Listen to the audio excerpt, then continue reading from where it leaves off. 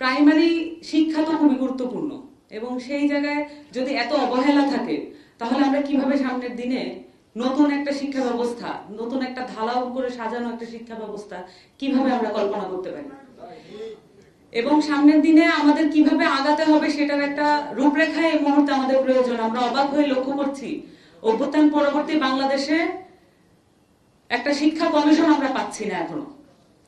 অনেকগুলো কমিশন হয়েছে, একটা শিক্ষা কমিশন করা খুবই জরুরি। অনেক দিন ধরে অনেক মানুষ, অনেক বুদ্ধিজীবীরা, অনেকে শিক্ষা নিয়ে অনেক কাজ করছেন, তাদের মতামত দেওয়ার জায়গাটা এখনো সরকার করতে পারেননি। তাদেরকে অবশ্যই এই জায়গাগুলো খুব মনোযোগ দিয়ে করতে হবে, কারণ আমরা যেহেতু মৌলিক অধিকার বলেছি এবং সেই সাথে আমরা মনে করছি যে এডুকেশন সিস্টেম, শিক্ষা ব্যবস্থাকে রিফরমেশনের মধ্যে দিয়ে, যথাযথ রিফরমেশনের মধ্যে দিয়ে না গেলে আমরা এই সংক্রান্ত অনেক সমস্যার মধ্যে জর্জরিত থাকবো এবং রাষ্ট্র হিসেবে আমাদেরকে মাথা তুলে দাঁড়ানোর যে প্রক্রিয়া সেটার মধ্যে আমরা পিছিয়ে যাচ্ছি। পুনর্গঠনের যে প্রক্রিয়া আছে সেখানে আমরা তার আগে বলেছি সংহতি ও প্রতিরোধ, এবং আমাদের সংহতি আমরা আজকে দেখতে পাচ্ছি আমাদের অফিসে 64 জেলা প্রতিনিধিরা উপস্থিত আছেন এবং আমরা তাদের কাছ থেকে শুনেছি তারা যদি আমরা যদি তাদেরকে বলতাম যে আপনারা উপজেলা প্রতিনিধি পর্যন্ত নিয়ে আসেন, তারা পারতেন সেটা।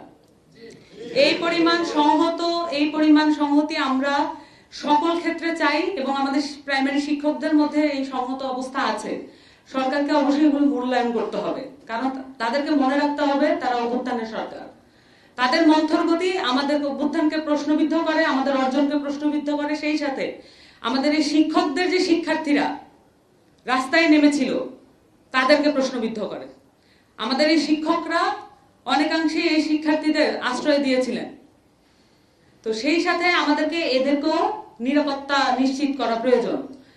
আমি যেহেতু আজকে মিডিয়া এসছে, আমি আরেকটা বিষয় একটু উল্লেখ করতে চাই। আমরা দেখছি নানা জায়গায় শিক্ষার্থী গুপ্ত হত্যা হচ্ছে, এটা অ্যাড্রেস করা খুবই জরুরি। এই মুহূর্তে আমরা চাচ্ছি বাংলাদেশ একটি নিরাপদ বাংলাদেশ হোক শিক্ষার্থীদের জন্য, কারণ এ দেশের ছাত্র জনতা মিলে এই অভ্যুত্থানটি করেছে। ছাত্ররা যদি অনিরাপদ হয়ে পড়ে, এই ধরনের গুপ্ত হত্যার শিকার হয়, যারা আমরা জানি যে অভ্যুত্থানের সময় মাঠের শক্তি ছিল, তাদেরকে যদি এইভাবে গুপ্ত হত্যা করা যায় এবং সেখানে যদি আমরা প্রপার অ্যাকশন না দেখি সরকারের, আমাদেরকে প্রশ্ন করতে হয় সরকার আসলে কারা আছে। আমরা দেখেছি যে নানান মহলে অভ্যুত্থানকে প্রশ্নবিদ্ধ করার চক্রান্ত চলছে, তাহলে কি তারাই সরকার চালাচ্ছে? আমাদের প্রশ্ন, সরকারে কারা আছে এবং কারা নীতি নির্ধারণী জায়গাগুলোতে আছে এবং এই গুপ্ত হত্যার ব্যাপারে তারা কি অবস্থান গ্রহণ করবে, কি পদক্ষেপ গ্রহণ করবে, 24 ঘন্টার মধ্যে তাদেরকে জানাতে হবে। এবং এই মুহূর্তে আমরা এই অফিসে আছি, আমাদের নাগরিক কমিটির অফিসে আছি, আমরা মনে করি যে বাংলাদেশের যত রকমের পেশা, ধর্ম, মত আছে, যত রকমের গোষ্ঠী আছে, যাদের বঞ্চনা আছে, কালেকটিভ এবং সমষ্টিগত বঞ্চনা আছে, সকলের সাথে জাতীয় নাগরিক কমিটি ওতপ্রোতভাবে জড়িত থাকবে।